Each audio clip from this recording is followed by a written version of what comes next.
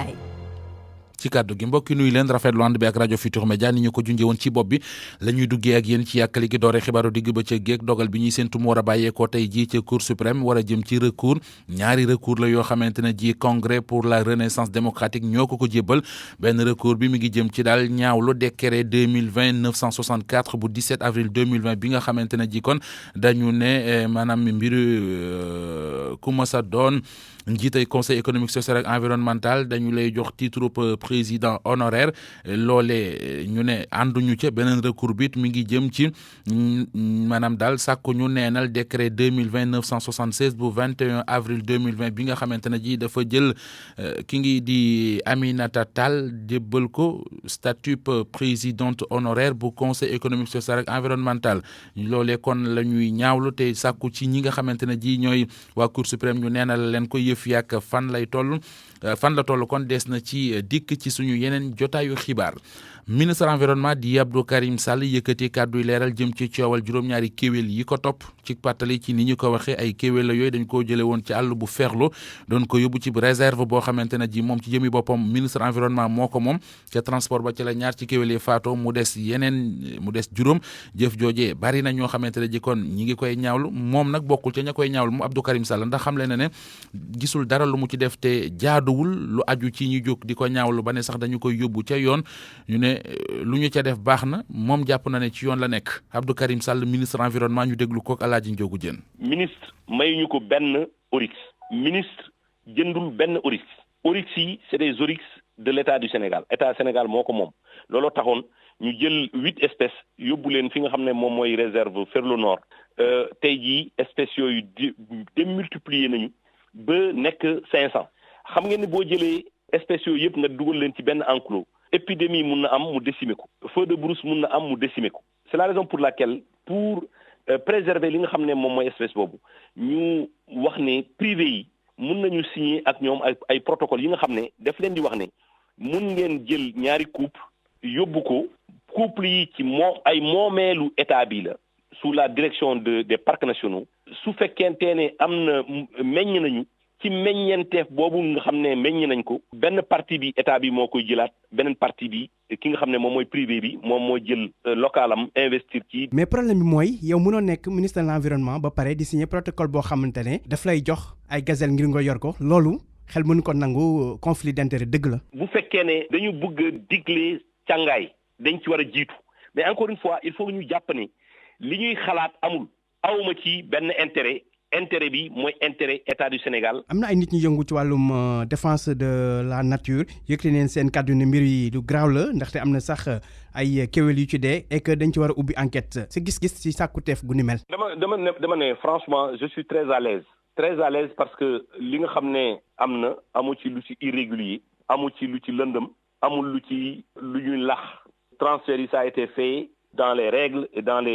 nga xam ne yu ñu waroon def yëpp def nañ ko. waxtaan wi nga xam ne seq na ko ak Alaaji Njogu Jeen moom Abdou Karim Sall ministre de l'environnement gën naa gudd lii waxtaan wi yëpp di ngeen ko déglu tey jii ci ngoon Abdou Karim Sall moo fas yéene doon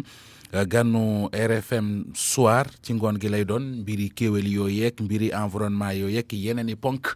dana ci ñëw kon ci waxtaan wi ci nu mu gën a yaatoon des ci kéwélam yi moom Abdou Karim Sall ak gis-gis bi ci colonel Moumar Gueye amee sàkku na ci ñu ubbi enquête jëm ci gazelle oryx yooyu nga xam ne dañ leen a transféré ci réserve privée bopp nee nañu ministre environnement moo ko moom mu gis ne it lu aju ci responsabilité yi dañoo war a xool fan la fare moom mi fi ne woon i jamono conservateur bu parc national Niokolo-Koba ak it bu parc delta bu Saloum colonel Moumar Gueye ñu déglu ko moo ne woon tey ji invité RFM matin. mala yi nga xam ni ñoom ñoo ci gaañu dañu nekk mala yoo xam ni dañu leen aar te li leen aar ay charte la yoo xam ni Sénégal daf ko signé mooy convention de Washington ak itam le programme l'homme et la biosphère ak yeneen i programme yoo xam ni am nañ fi bu lu mel noonu amee pour seetal lii di deru Sénégal dañu war a seet ba xam lëñtu mbir moomu ba xam lu tax mu am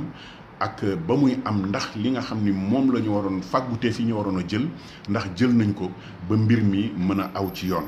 loolu faaw ñu def ko ki nga xam ni itam moom lañ ci joxañ mooy ministre bi war na mën a ñëw toog ak askan wi leeral li nga xam ni moo taxoon mu def lu demee noonu ak itam ba mu koy def ndax fàggu woon na ni mu war a fàggoo ba lii mënoon a bañ a am. jàpp naa ni bu amee tooñ gu am yaakaar naa ni tooñ moom li ciy tegu rek mooy teg la ay daan moo ciy tegu ñu nee tooñ kon tege ay daan dana am te jàpp naa ni kii di président de la république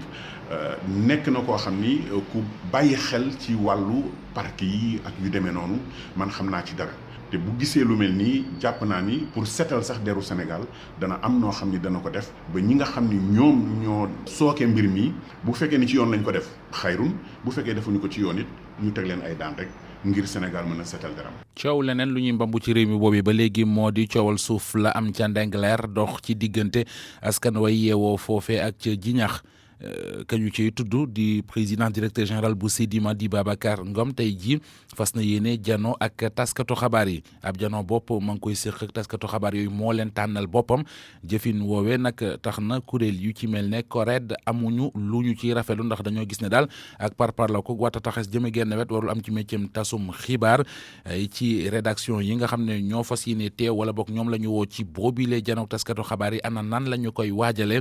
tontu li ci gëstu Mohamed Ali Moubabi. Publi reportage wala conférence de presse classique Babacar Ngom PDG Sedima dina waxtaan ak askan wi dina wax ci ay médias yi mu jot a contacté ci 2S nag jot nañ waxtaan ak moom ñu defal ko direct Ben Mactar Diop mooy responsable rédaction bi. maintenant direct lay doon direct boobu est-ce que dafa fay est-ce que fayul ñaata la fay du loo xam ni que ni ñun en tant que journaliste daf ñu intéressé li ñu xam daal mooy imputé nañ ñu correspondance boo xam ni dañu war a dem couvrir que donc. 7TV bokk na ci média yi ñu contacté waaye fii du ñu def direct tant que PDG Sedima fayul la Maïmouna Ndour Faye mooy PDG groupe ba. ñun ñu ngi doon négocier un entretien avec Babacar Ngom parce que quand même y a beaucoup de sujets ñoom ñu woo ñu en début de semaine pour dire que demande bi dafa bari finalement ils ont opté pour un entretien avec plusieurs journalistes ñun on a désigné un responsable lii kese la on a désigné un journaliste lii kese la maintenant bu fekkee ne ñoom dañoo nekk ci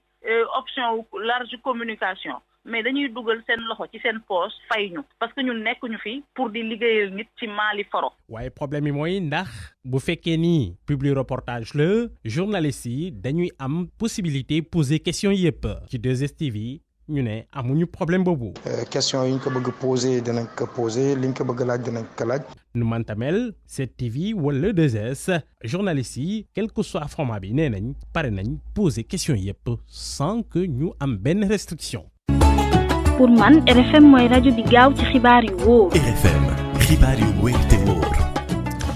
coronavirus beeg tolluwaay gi ci réew mi tey jii lu aju ci bilan bi nga xamante ne ji am nañu ko mu bàyyeekoo ci ministère de la santé ak action sociale bokk na ci ñaari nit yeneen yu faatu ci 24 heures yi ñu génn bokk na it ci juróom ci kon téeméer ak ñaar fukk ak juróom-ñaari doomi aadama yooyu amee nañu corona yi ak yeneen yu nekk ca bilan ba ñu ànd ceeg docteur El Hadji Mamadou Ndiaye directeur de la prévention. ci juróom-ñeenti téeméer ak juróom-ñaar fukk test yi ñu def téeméer ak ñaar fukk ak juróom-ñaar ñoo ci positif ci ñooñu téeméer ak fukk ak ñett ñoo yore doomu jàngoro ji te ñooñu ñu ngi leen di suivre ci suñu service yi mooy cas contact benn cas importé mooy benn nit bu jóge bitim réew te mu ngi duggee ci aéroport international Blaise Diagne bu Diass am nañu fukki cas ak ñett mooy transmission communautaire te ñooñu mooy ñi nga xam ne bi ñu amee feebar bi xamuñu ku leen ko wàll ci ñooñu nag Thiès am na ci ñeent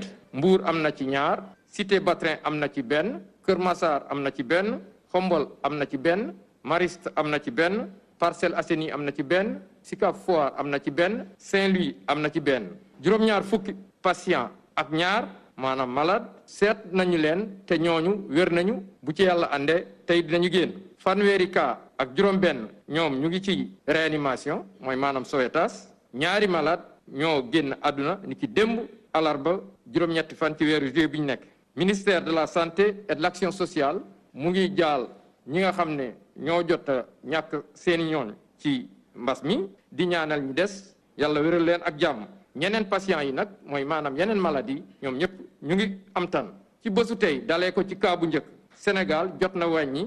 juróom-ñaari junni ak juróom-ñaari téeméer ak juróom-ñett fukk ak ñeent ñi nga xam ne yor nañu doomu jàngoro ji ci ñooñu nag juróomi junni ak téeméer ak juróom-benn fukk ak juróom-ñeent wér nañ ci téeméer ak ñeent fukk ak ñett ñoo ci génn àdduna mu des ñaari junni ak ñeent téeméer ak juróom-benn fukk ak benn. docteur El Hadji Mamadou Ndiaye rajo Futur Média xibaaru digg bëccëg gi 13h13. ak RFM kumpa jeex na. test diagnostic rapide di TDR muy pexey kër docteur yu ñu teg liñ ci jublu bokk na ci décentraliser matuwaay yi nga xamante ne ji mooy mën a tax ñu taxaw ci jàngoroy Covid 19 ji ana fan la ñu ci toll leerali Awa Mbaye. li ñuy tuddee TDR di test de diagnostic rapide dafay tax mu gis soldat yi nga xamante ne ñoo doon xeex ak doomu jàngoro ji di virus bi ci biir yaram bi ci kàddu directeur des laboratoires di professeur Amadou Makhtar Dieye. test de diagnostic rapide yi nga xam ne dañuy xool ay anticorps li gën a tax ñu leen di utiliser mooy pour xool ci benn population ñaata ñoo ci nekkoon en contact avec le virus ñaata nit ñoo ci amoon feebar bi xëy na sax ñoom xamuñu ko woon am nañ feebar bi ba mu wér ci seen yaram mais buñ defee TDR yooyu mën nañu wane ni ñii groupe bi 5% amoon nañ ci infection bi wala 10% wala 30% donc loolu daal mooy seen njëriñ bi gën a ëpp les tests de diagnostic rapide surtout yi nga xam ne ay anticorps la ñuy détecté. gannaaw kon ba ministère soppee doxalin ci ni muy testé yamale ko ci ñuy fësal mandarga yi mu war a jàll nag ci beneen jéego directeur prévention docteur Mamadou Ndiaye ne ak pexe bu bees bi nga xamante ne dañu ciy boole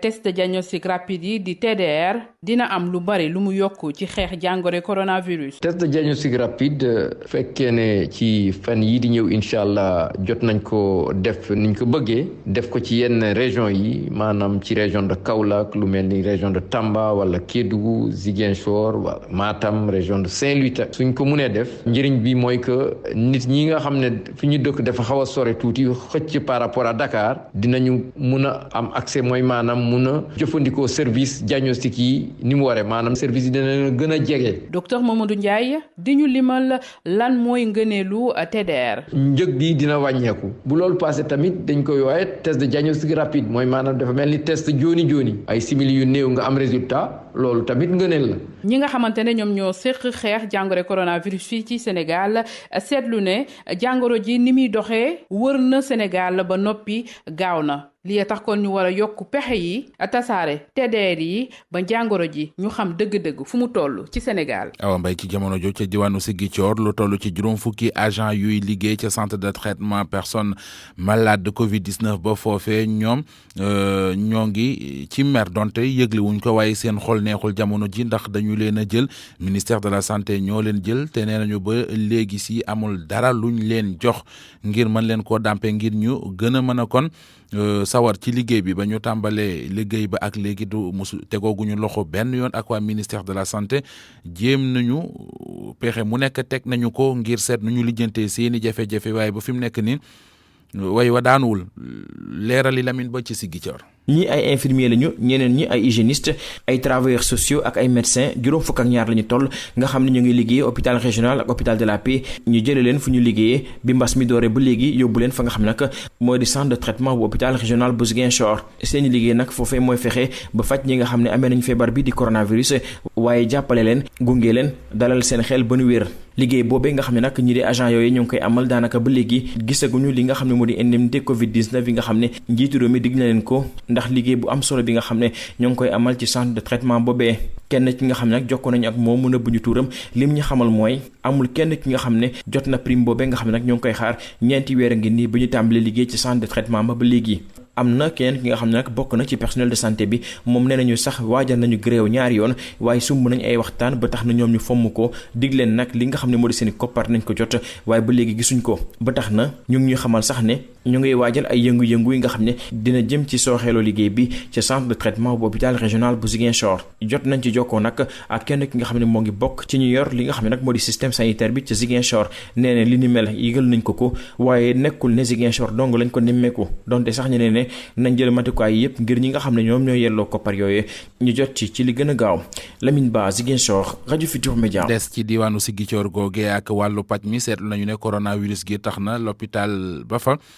dooleem néew na li tax moo di nit ñi nangootuñu dem l'hôpital ndax di ragal jàngoroy corona gi buñ demul l'hôpital xaalis du fa am mu jur nag jafe-jafe ngir seet nu ñu mën a taxawoo seenub liggéeykat waaye l'hôpital ba mën a faji soxlaam leneen lu yokk joote ja moo di agence couverture maladie universelle bor ba mu leen amel bu dee téeméer la juróom fukkee la ñu fay ndax nee nañu état bi moo leen fayul ñoom it mu di loo xamante ne ji ci gis-gisu section régionale sud sas ba fa du dara lu dul bëgg a loofal ak lottal barabu fajukaay ya foofee nga xam ne sonn nañu sax te dara xewagul corona bi sëkkatal leen buñ ci bëggee tegi bor ak ñàkki moyen day gën a mitti ci ñoom ka ko xamle moo di Ousmane Mbaye secrétaire général bu section sud sas ñu déglu ko ak Lamine Ba. ci jamono yi ñu toll wax dëgg yàlla gis nañ ni état bi mu ngi génne ay milliards di ci dimbali ay entreprise ci jamono jooju état bi mu ngi ameel hôpitaux yi ak structure de santé yi ay bor yo nga xam ne li gënoon a jekk mooy bala ngaa saraxe ji bala ngaa maye ji nga fay say bor ba noppi or bi mu dikkee ni day fay dafa xaaj bor yi joxe genn wàll joxe waat denc genn wàll te naan man maa leen ameel man maay état mu fàtte ni politique boobu nga xam ne moo créé gratuité yi tax nit ñi am bor yooyu structure yi ñoo ko préfinancé woon ci xaalis bu nga xam ne moom état xamul sax xaalis boobu la jóge ak yan sacrifice la agent yi def pour mën ko am léegi nag ci biir agent yooyu agent yi nga xam ne c'est des agents communautaires ñooy gën a sonn ci situation bi parce que ñoom structure yi ñoo leen waroon fay tey buñ leen fayul amuñu fële seen motivation Covid feebar bi di jàpp ñenn ci ñun te ñoom ñu bokk ci parce que personnel communautaire boobu brancardier yi ci lañu personnel communautaire boobu chauffeur yi ci lañu personnel communautaire boobu c'est des ICP c'est des infirmiers chefs de poste yi nga xam ne ñu ngi yore seen diplôme mais CDS yi ñoo leen employé CDS yi amatuñu lu ñu mën a fayee sax un infirmier correctement dans ces conditions dañu jàpp ni paradoxe la scandale la que ñuy topp ay milliards di ko may ay entreprise économique fàtte ni ñuy toppatoo nit ñi tax ñuy wax économie ñoom ñu ngi ci biir pax mi loolu moo waral suñu réaction wu tey. Man Mbaye secrétaire général SUTSAS section Ziguinchor ginnaaw pàcc mi ñu wax ci wàllu njàng mi ak décret boobu génn na démb jëm ci joyandi ak tëral ni njàng mi war a tëddee fii ci Sénégal lu aju ci njàngum ren mi nee nañu fanweeri fan ceeru sàttumbar ci lay école di tëj war a tijjiit ci weeru novembre loole tax na nag ñu xool ñi nga xamante ne ji ñoom ay élèves lañu te defuñu examen salle ya ñu classe yi ñu nekk ñu tuddale ni classe intermédiaire ñoom war a kon dellu ci njàng mi ci weeru novembre dogal la bopp ñi séq wàllu njàng mi fii ci Sénégal du ñëpp ko rafetlu lañ ca gën a ñaawlu nag moo di li ñu jël dogal yi te kenn waxtaanu ci ak ñoom ña nga xam ne ñoo ca gën a yay Kumba Sanjaan Fay bu dee ne ndongo yi nekk ci classe l'examen dàbbali nañ yoonu l'école ba sub ñaar fukki fan ak juróom ci weeru juin bi ñu génn yeneen ndongo yi ñoom faw rekk ñu toogaat kër ga la leen di jàllaloo ci classe supérieure mu ngi aaju ci évaluation yi ñu jot a def loolee la ñu fësal ci ab décret Mouhamadou Moustapha Diagne moom mooy directeur bi yor wàllu formation ak wàllu communication ci ministère bi ñu dénk wàllu njàng mi. protocole sanitaire bi dafa ni classe yi warul bari ay élèves ce qui fait que donc du ñu am suffisamment de place ndax classe bu nekk daanaka ñaar fukki élèves nga fay def waaye it ñoom jàngalekat yi nekkoon ci classe intermédiaire yi ñooñu dañuy jël ay classe d'examen donc du ñu am jàngalekat du ñu am place bu doy pour jël leen en charge donc ñoom dañuy continuer di jàng ci cours apprendre à la maison yi donc pour ñu passer classe supérieure dañuy xool seen moyens yi ñu am ci composition yi ak seen note classe yi. boobu joyanti booy xool dafa mel ni waxtaanuñu ci ak yenn acteurs de l'éducation nationale ñu ci mel ni yenn ci ab syndicat noonu gisee Sowru Sène doon secrétaire général SAEMS. faire l'éducation wootewaat ndaje acteurs yi yëpp ñu xool ban conduite la ñu mën a am ci classe intermédiaire yi maanaam classe yi nga xam ne reprendre ñu te defuñu examen bu ko defee ni nga xamee ni noonu la santé amee protocole sanitaire éducation nationale def ci baax ñu am un protocole pédagogique boo xam ne ñëpp ñi ci war a waxtaan dinañ ci waxtaan comme ça conduite bi nga xam ne moom la ñu war a jël par rapport à ces élèves là ñu mën ko jël te ñëpp mën ko assumer. décret 2020-1487 bi wéyal année scolaire 2019-2020 ñu dal di koy fësal ci talaata gi ci article bu njëkk bi année bi dañ ko wéyal ba 30 septembre ci atum 2020 article 2 di xamle ne année scolaire bi di ñëw maanaam 2020-2021 fas yéene nañ koo tàmbali 5 novembre ci lu ñeel jàngalekat yi 12 novembre di ubbi teb école ndongo yi. RFM bitim réew. dellu dalalaat Georges Déthié Diop Alaaji Nam Diop. Nodaf Ndiaye. sant mu ñëg moytu tey daw rek. moo gën. ay ca ñu dooree xibaar yi dana baax. boo ko waxee de mën naa ci rafet njort ndax jóob nga sant naam bariwu leen njëriñ. dooree xibaar yi biti réew yi ak gànnaar président ba fa woon di Mohamed Ould Abdel Aziz dañu ko wóolu ca commission d'enquête parlementaire ba foofee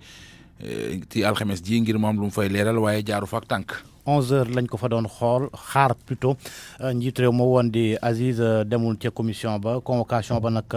li taxoon ñu def ko bokk na ci ay looxoore ki yenn yi jaarul yoon ci ay marché public Mohamed Diop. ci convocation biñ ko jébbalan moom Mohamed Ould Abdel Aziz ñi ko wolu woon di waa commission d'enquête parlementaire bi ñu ngi ko ci doon laaj mu ñëw tontu ci mbir yuñ koy jiiñ te muy xët sartu réew mi di salfaañe tam yoon yi nga xam ne ci la Mauritanie di doxee moo xam jalgati yu am ci marché public yu ñeel port ak courant bi bawoo ci jant bi wala sax randal xaalisu réew mi jóge ci pétrole bi ak njaayam suuf njiite réew mi fi woon nag mujj lànk bañ a ñëw député yi nag ñoom ci seen biir am ci ay gis-gis yu wuute lool kenn ci ñoom di Mohamed Bouya Cheikh Mohamed Val jàpp ne waaw l'enquête bi soxal na tam ñi nga xam ne jotoon nañ fay jiite réew mi waaye nag commission bi amut benn sañ-sañ di leen woo di leen déglu moroomu député mi di Khalil Ould Daddah moom jàpp ne Mohamed Ould Abdel Aziz waroon naa sol nag mbubam citoyen maanaam doomu réew mi ngir ñëw tontu nag ci liñ koy laaj ndax nag jot na fay jiite réew mi te bépp citoyen bu commission bi woo da ngaa war a wuyu si mu des kon waa commission bi nag war a jébbal pencam ndawi réew mi li bawoo ci l'enquête bi ngir ñu xool su dee nag jar na ñu jébbal kii di Mohamed Ould Abdel Aziz tribunal bii di haute cour de justice dañu fi faral àtte nag ñi fi jiite woon réew mi Mohamed Diop Nouakchott RFM. Mohamed bàyyee ko gànnaar wuutali Ouagadougou ca Burkina Faso député yi foofee li ñu bëgg mooy élection législative yi ñu fa bëgg amal ñu toxal ko ba jëmmi jamono. ñu toxal ko diiru at député yooyee li tax ñu sakku lu ni mel moo di jafe-jafe ci wàllu kaaraange foofu ca Burkina Faso eggee nañ njiit réew ma nag ab rapport bi nga xamante ne ñoom ñëpp ci ànd président assemblée nationale ba dénk RFI ne ci yenn région ya wala yenn province ya jafe na lool nit teg fa tànkam ndax jafe-jafe kaaraange foofee député yi nag ñu proposé ñu reporter élection législative yooyu jëmale ko ci njeexitalu atug 2021 ñu ngi ko jàppoon ñaar fukki fan ci weeru novembre at bi ñu nekk ni présidentielle ba moom bokku ca. réero am ci présidence organisation mondiale bu commerce ci déndub Afrique bi. juróom benn candidat ñoo bëgg nekk njiital OMC ñett ya nag Afrique la ñu cosaano muy doomu Suisse ak Égypte bi di Hamid Mamdouh nekk haut fonctionnaire ca OMC ak Ngozi Okonjo-Iweala cosaano ca Nigéria nekkoon fa ministre des finances ak itam njiital diplomatie ba ak Kenyan bi di Amina Mohamed moom Amina Mohamed nekkoon na fii ci bopp diplomatie bu Kenya ba atum 2018 toogaloon réewam ca OMC candidature yooyee yëpp nag démbul lañ ko déposé addu ci génn dégguma ci Sénégalais te ñun ñoo fi gën a bëgg njënd ak njaay de xam naa njënd ak njaay beeg moo ñu yitteel waaw kon baax na foofa la ñu yóbbu la fa ay ca kii di premier ministre bu Côte d'Ivoire génn àdduna naka démb ci anam wu bette te yéeme Amadou Gon Coulibaly mu ngi génn àdduna démb ni nga ko waxee bi mu amee juróom benn fukki at ak benn ab malaise nag la amoon ca conseil des ministres biñ ko yóbboo ca l'hôpital noonee la ñàkkee bakkanam njiitu réew ma Ouattara di ko delloo njukkal ki nga xamante ne da ko doon wooyee rakkam wala doomam Amadou Gon Coulibaly moom moo nekkoon candidat bu parti bi di RHDP ci élection présidentielle gi ñu dëgmal ci atub 2020 gi ni fanweeri fan ci weeru octobre la war a doon fii nag ci Sénégal ci ambassade du Côte d'Ivoire ci Ndakaaru demoon nañ fa tey ji suba ñoom nag li ñu jàpp ci moom moo di liggéeykat la woon donte sax ñu bëri bëgguñ ca àddu reportage Youssouf Bodian. ambassade Côte d'Ivoire ci Ndakaaru ne tekk tey ci suba si soo fa yegsee thermoflash ak gel hydroalcoolique lañ lay teeroo ci biir gaañaa ngi wéyal liggéey bi waaye nee nañu ambassadeur bi nekk fi ba tax na mënuñu am ab réaction officielle bu ñuy génn bërëb ba nag la ñuy daje ak étudiante bi nga xamante ni ivoirienne la mbetteel la am bi mu yégee ni premier ministre ba génn na àdduna. Bon, je dois avouer que ça a été vraiment choquant, on ne s'y attendait pas. lii nag daf ñoo bett torop ne booy xool ci suba gi dara jotu ko woon loolu moom moo tax nag xaaruñu woon li ni mel mais fi mu nekk nii daal yaakaar naa ni li mu génn àdduna nag du rek indi benn jiixi jaaxa ci situation politique bi te itam parti politique ya nekk ci dëkk ba aussi yaakaar naa ni daal ñu jël seen i matukaay ci lu jëm ci présidentielle bi ñun askan wi nag ñu ngi toog di xaar. étudiante bi nga xamante ni CESAC lay jàngee lii la jàpp ci ki nga xamante ni moo fi nekkoon premier ministre te génn àdduna. Bon, je dirais que c'est quelqu'un de travailleur. liggéeykat la woon loolu moom moo tax ñu ko doon woowee gaynde li mu njëkk a def ba mu génne hôpital moom moo di dem liggéeyi moo tax daal li ñu mën a wax rek moo di jàmbaar la woon liggéeykat la woon. De l'hôpital, la première des choses qu'il a fait, c'est d'aller au travail. Donc je dirais que c'était un bosseur. Amadou Gon Coulibaly démb la génn àdduna ginnaaw bu mu amee crise cardiaque ñetti at la def ci primature bu Côte d'Ivoire moom sax moo nekkoon candidat parti présidentiel bi ngir élection yi nga xamante ni ci la ñu jëm ca Côte d'Ivoire. kon ma ngoog maa ngi lay gërëm bu baax a baax Diop boo fet. RFM Sport. D'accord pour man ay tubaab ngay làkk ndekee séeréer la mooy ba suba nga dellu si wax ma bu ñu la waxee loolu looy tontu Alaaji Georges Déthié Diop jërëjëf. wàllu tàggat yaram la ñuy waxtaanee ak Info Sport ñu ànd ci ak Soda Thiam. xalaat yi nag wuute na ci lu jëm ci la ñu dakkal championnat gu Sénégal Teungueth FC nag mi nga xam ni moo nekkoon ci boppu classement bi ci Ligue 1 bi waaye itam ñu tànn ko ngir mu teewal Sénégal ci Ligue africaine des champions moom nag rafetluwul dogal gi nga xamante ni jël nañ ko bu ñu sukkandikoo ci seen secrétaire général di Badou Dia. Teungueth FC ni ñu ko jëlee neexul parce que mënoo nekk leaderu champion en mi-parcours ñu ne la dañ lay désigner pour nga dem représenter Sénégal ci compétition africaine ba pare kenn joxu la titre champion. ñun dañu gis ne c'est paradoxal maanaam loolu c'est pas cohérent parce que nit balaa ngay représenter équipe si nga xamante ne balaa ngay représenter ab dëkk si ay compétition internationale dafay fekk nga jël li nga xamante ne moom mooy trophée waaye comme ni ma leen ko waxee am na réunion boo xamante ne ñun ñu ngi koy préparer incha allah di ko def si week-end bi te dàquñu ba def li nga xamante ne moom mooy point de presse après réunion bi pour mën leen di jox suñu position si suite bi quoi incha allah. si côté CNEPS excellence bu Thiès mi nga xamante ni nag moom moo mujjee woon ci classement wu Ligue 1 bi ñoom dañu jàpp ni dogal gu mënul woon a ñàkk la entraîneur club ba moo ni waxee Gawusu Dramé. xam nga comme man ma occupé place bu mujj bi ci championnat bi su ma waxoon sama position ci arrêt championnat bi xëy na dañ koy gisee ni waa ji li mu jël ndaare moo tax mais man xamoon naa ni championnat bi mënatuñ ko woon eggale ndax bu position yu bëree bëri feebar bi xamuñu d'abord kañ fu muy kañ lay jeex. ensuite xam nga depuis boobu tamit nit ñaa ngi toog kenn xamul lay def te xale yi am na lu wax suñ digganteeg ñoom problème de finance taxaw na ensuite man li ma bopp yi jaxasoo nañu man li ma jàppoon mooy arrêté ko ku nekk dellu ci sa koñ xalaat année prochaine nan la ñuy def ñu teel a commencé championnat bi fédération am xalaat bu bari bu mu mën a def ci championnat bi jàngat ci feebar bi parce que tam loo ci mën a wax rek mooy ku ci nekk am nga loo ci jàngat am nga loo ci gis bon man defe naa ni daal xalaat bi ñu xalaat ni arrêté championnat bi xalaat gënu ko. benn équipe du wàcc ci Ligue 2 waaye itam benn équipe wu Ligue 2 du yëg ci Ligue 1 loolee nag nekk na loo xamante ni naqari na waa Linguère de Saint-Louis yi nga xamante ni ñoom ñoo nekk ca boppu classement wu Ligue 2 waaye itam amoon yaakaar bu baax ngir mën a yéeg ci Ligue 1 bi bu ñu sukkandikoo ñoom it ci seen secrétaire général di Rawat Mbaye dogal gi ñu jël du yoon. ñun décision bi ñu bett la mais man sama wàllu bopp pour man décision bu injuste la parce que teguwul ci benn base légale bu inéquitable la parce que championnat yi nekk ci monde bi yëpp dafa am ay montée ak ay descente donc actuellement Teungueth FC mérité na titre champion Linguère de Saint-Louis aussi mérité na monter en première division parce que dañ ko prouver ci terrain bi. ci loolee yépp kon ñu gis ni ci fan yi ñu jëm lu ni mel la ñu nekk ci wàllum football nar a waxtaanee laata nag ñuy tàmbali saison gu yees gi bu atum 2020-2021 fanweeri fan ak benn ci weeru octobre gi ñu jëm. Soda Thiam jaajëf ci Info Sport mu di xibaar yu ñu ñeel wàllu tàggat yaram tey mu jëmee ko foofe di dogal yi bàyyeekoo démb ci ndaje mi waa fédération Sénégal bu football doon amal fa la ñu jëlee décision ne kon lii di championnat bi fii Sénégal dañ ko fi yamale ndax coronavirus bi tax na mënatuñ koo yeggale jërëjëf soxna Soda laata ñu yegg si ci Coro News Cour suprême joxe na dogalam ci requête bi nga xamante ne ji waa congrès renaissance ak démocratique ñu ràññee ci Abdoul Mbaye ak Mamadou Lamine Diallo dañu ko jébbaloon ngir doon sàkku ci décret yu ñuy def jëm ci ne ku nekk ku mas a doon président conseil économique social ak environnemental ñu jox la titre président honoraire loolee ñu ne ànduñu ci woon taxoon ñu dem doon ko kalaame ji ca cour suprême nee na munu ko recevoir maam daf ko déclaré irrecevable loolu kon mooy information bi tukkee kon ci cour suprême yegg si mbokk yi ci Coro News mu di xibaar yi ñu jagleel tolluwaayu coronavirus bi ci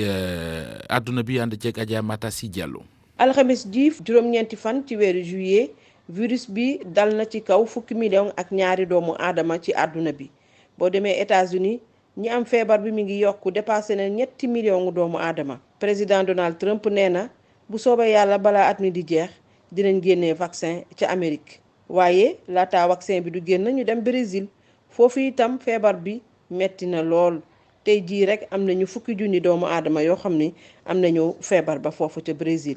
noonu la mbir yi yokkoo ca Italie boo demee Venise virus ba nu ko neex la fay def moo tax itam gouverneur bi mer na lool te nee na yenn nit ñi nga xamante ni xamuñ dara ci responsabilité ñoom ñoo waral situation bi. Espagne tey rek 4 nit faatu nañ ca bilan ba noonu la yokkoo itam ca Angleterre. Chine nee na 9 doomu aadama am nañu feebar ba tey encore mu mel ni ñu bare ca doomu aadama yi ca Chine daal dinañ leen wax ñu toog ci seen kër dañ leen reconfiné waat. ni lim gi yokkoo itam ca Chine noonu la yokkoo ca Allemagne ndax Allemagne léegi lu jege 2,000 nit faatu nañ fa. gouvernement bu Portugal moom mi ngi daal xool nu muy defek feebar bi ndax nag infection bi mi ngi yokku. capitale ba di Lisbonne moom daal dinañ koy confiné ci diiru 2 semaines. ca Mexique épidémie ba noonu la lawee noonu lay lawee it ca Iran. Russie moom itamit feebar bi daal tar na fa lool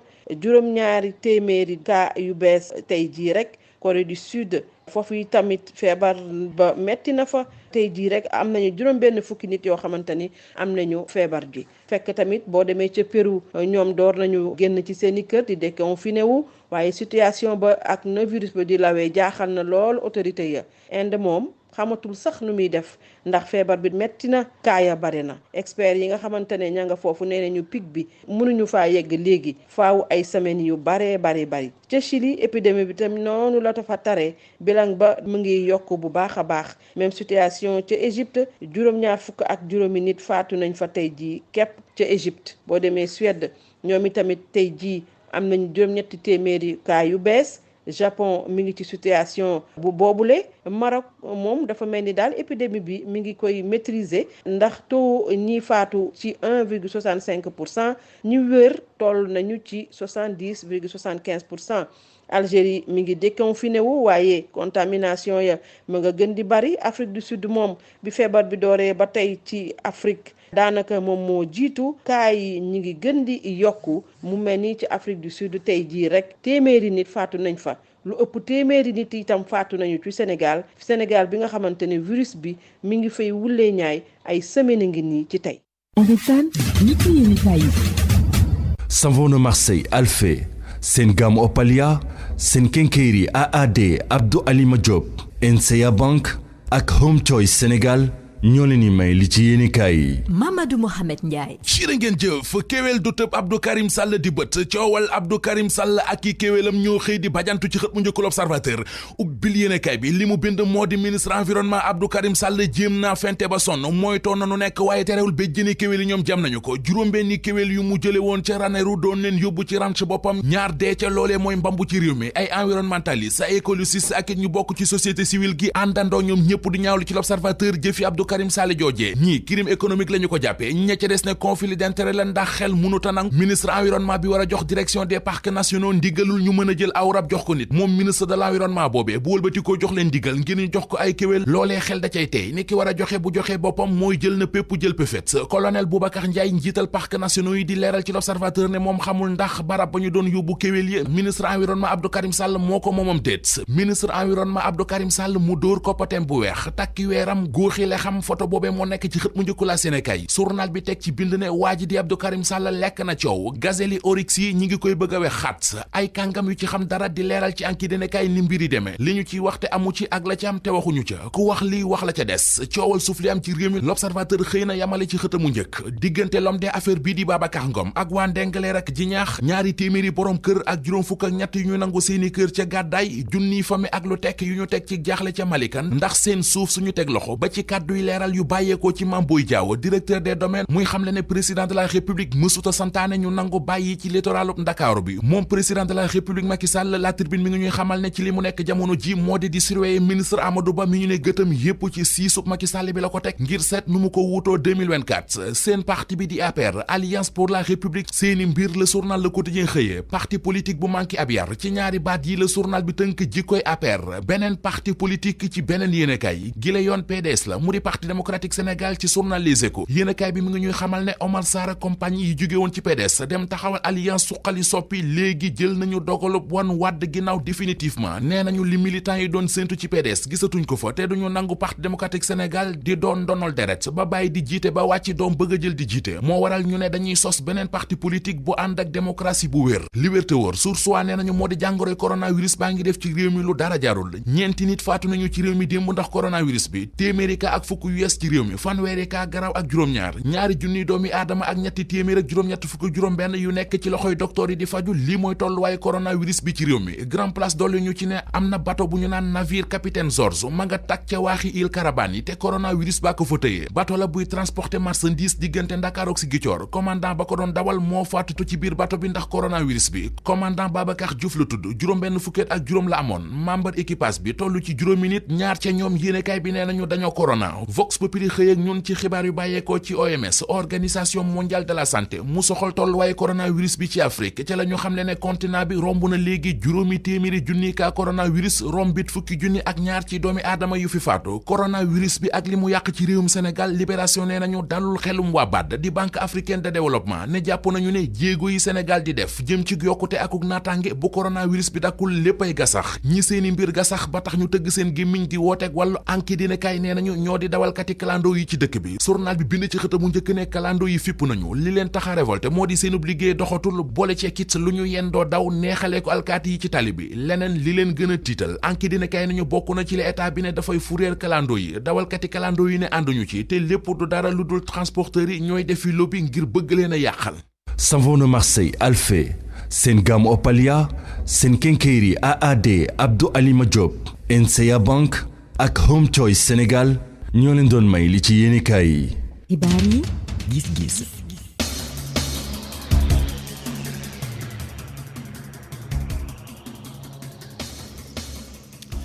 gis-gis mooy ponk bu mujj bi ci xibaaru digg bëccëg gi yegg si nañu ci li ñu ciy waxtaanee tey ji mi ngi jëm ci wàllu koom plan de relance économie nationale ñi ngi koy nas pexe la yu ñu tekk ngir seet nu ñu kattanale koom-koom gi ci Sénégal rawatina ba coronavirus beeg li mu fi yàq ni mu sakkanee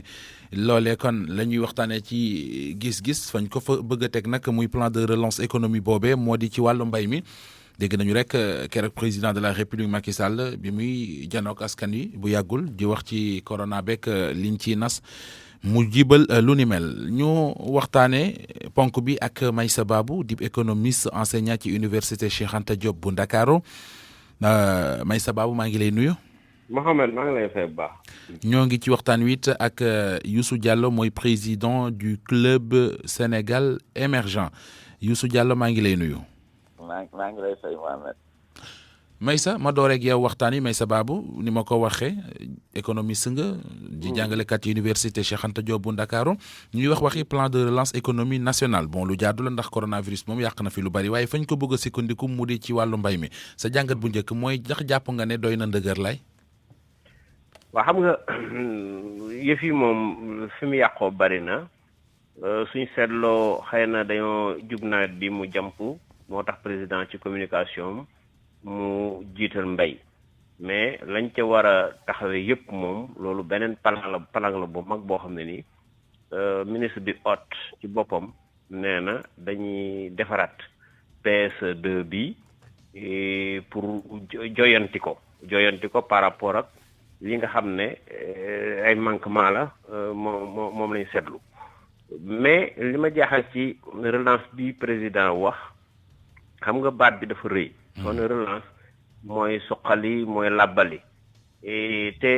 soo xoolee fa mu ko teg 20 milliards maanaam daal lañ ci dolli ci 40 yi fi nekkoon ma jàpp ne xëy na daf ko junj rek mais loolu moom du plan bu mën a relancer dana ëpp loolu taxawaay bi war na gën a mën a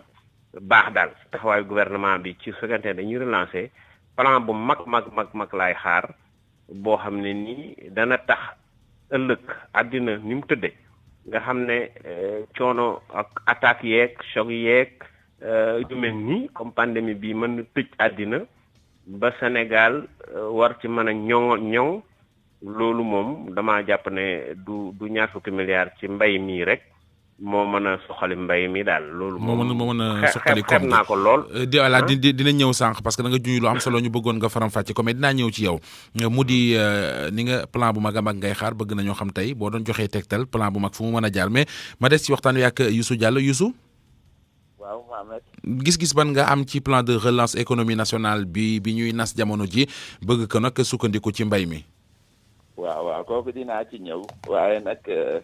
sama goro bi may sa baabu wax gouvernement bi 20 milliards yooyu mu dugal ci mbay mi nañ ko jàppe rek comme ndimbal loo xam ni comme ceeb bi ñuy joxe dëwlin bi ak yooyu ak yeneen xeetu ndimbal yi xam nga mbay mi bu fekkee dañ ko bëgg jiital lu jaadu la parce que li ëpp ci nit ñi ci foofu la ñu nekk boo jëlee téeméeri sénégalais yu nekk xëy na juróom-ñaar fukk ya ci dëkku kaw yi la ñu nekk ñaareel ba mooy comme que ci ñu ñetti weer yi dañu tëjoon luuma yi te luuma moom boo ko tëjee rek daanaka économie daanaka amatul ci àll bi parce que luuma yi ca la nit ñi di dem pour mën di weccoo di am lu ñuy soxla mais aussi dafa am xaalis ñetti weer nag nga toog defoo loolu jaadu na gouvernement bi ni kat campagne agricole bi mu nekk ma jël 20 milliards ma yokk ko ci budget campagne agricole bi ñu mën a def ay subvention pour wàññi njëgu semence yi njëgu engrais bi ak aussi dimbale baykat yi ci yeneen fànn léegi nag loolu buñ ko doon wax dañ koy dugal ci li ñuy wax le programme de résilience maanaam mooy programme 1 milliard boobu nga xam ne moo doon dimbale bi relance nag bokkul ak loolu relance mooy comme que léegi confiné woon nañu partiellement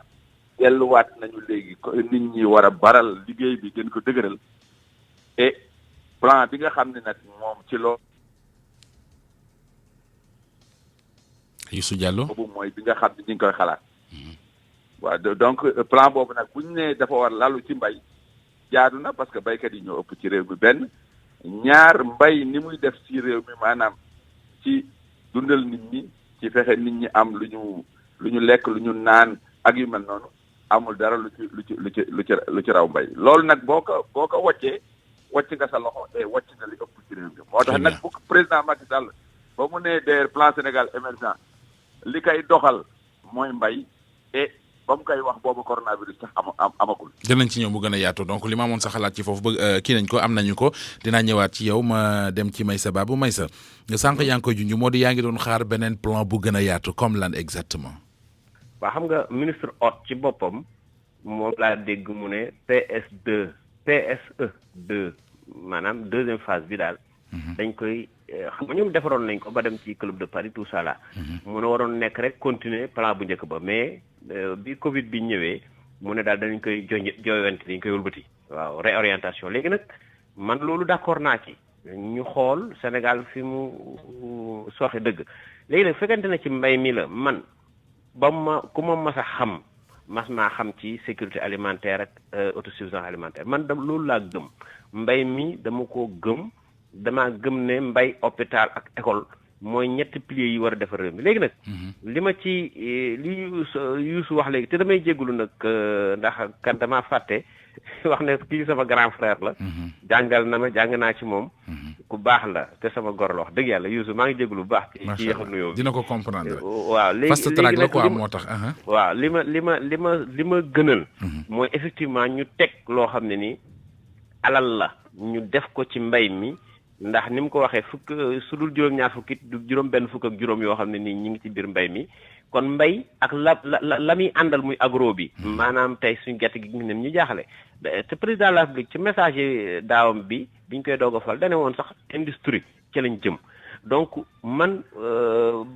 gëm naa ne ci joyant yi daal mbay mi effectivement war na jiitu waane nag ñaar fukki milliards yi ñu wax ne dañ ciy dolli nañ ko tuddee ndimbal rek. te te bàyyi baatu relance bi nag nekk programme boo xam ne nii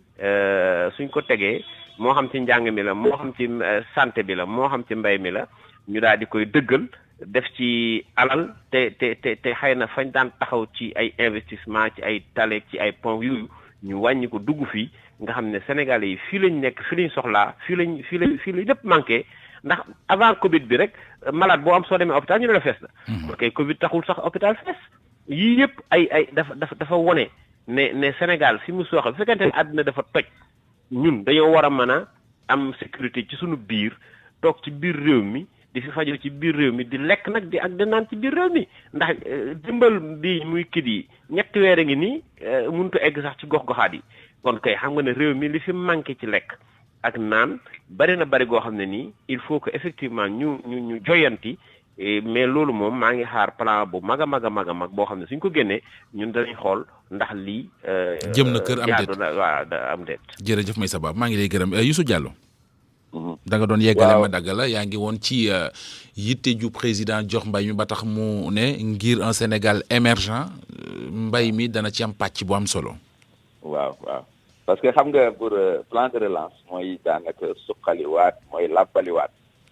te damay fàttali ni plan Sénégal émergent ba léegi ci la ñu nekk parce que moom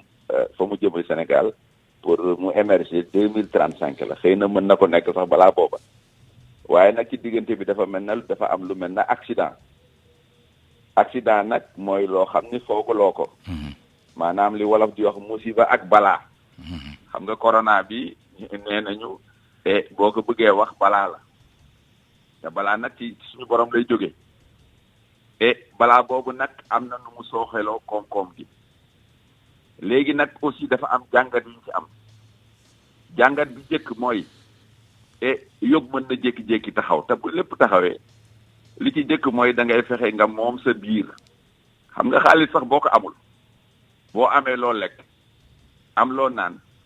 daanaka li ci des mën nga ko muñ beneen bi ci plan de relance bi mooy d'abord bu njëkk bi fexe moom sa biir ñaareel ba mooy nga fexe nga moom sa poos te sa poos xaw a dis tuuti kooku nag mooy ngay am économie boo xam ne non seulement dana tax ngay mën a jaay ci réew mi mais ngay mën a jaay bitim réew donc ci yooyu ñaar rek la war lalu beneen bi nag mooy xëy na loolu nag boo ko bëggee am mooy non seulement da ngay bay ci réew mi sàmm ci réew mi di napp ci réew mi mais aussi loolu da nga koy soppar ni ba mu mën a jur ay produits yoo xam ni boo ko jaayee fii wala bitim réew dana mën jur koom-koom ak alal ju gën a bare voilà donc muy donc muy moom sa biir muy moom sa poos mais aussi muy soppar ñi maanaam industrie daal doon laa ko xam naa comprendre nañu bu baax li nga bëgg a wax mooy maanaam bu ñu bayee wolof nag doomu ndar yu xaw a walay Diallo wala fi leer na nañ maanaam bu ñu bayee fii mën ko di jëfandikoo fii mën it di ko defar di ko yóbbu mu ñuy jural xaalis ñuy indi ngir di ci faj yeneen i soxla loolu leer na Diallo maa ngi lay gërëm bu baax a baax Youssou Diallo président du club Sénégal émergent gërëm it Meissa Babou dip économiste doon enseignant ci université Cheikh Anta Diop bu Ndakaaru gërëm leen ci ànd beek rajo Futur Média mu newoon gis-gis newoon xibaaru digg bëccëg gi newoon Mamadou Mohamed Ndiaye ci kàddu gi newoon Aliou Ba ci machine bi réalisation Aladji Ndiogou Diène régisseur d'antenne pod Pape Oumar Diaw service digital Yacine Pouy jàngeen jëf ci déglu bi ci kanam tuuti da ngeen ànd ak soxna Aminata Ndaw ci yëgle yeeg tàgge yi ci rajo Futur Média mbokk yi yàlla na jàmm yàgg.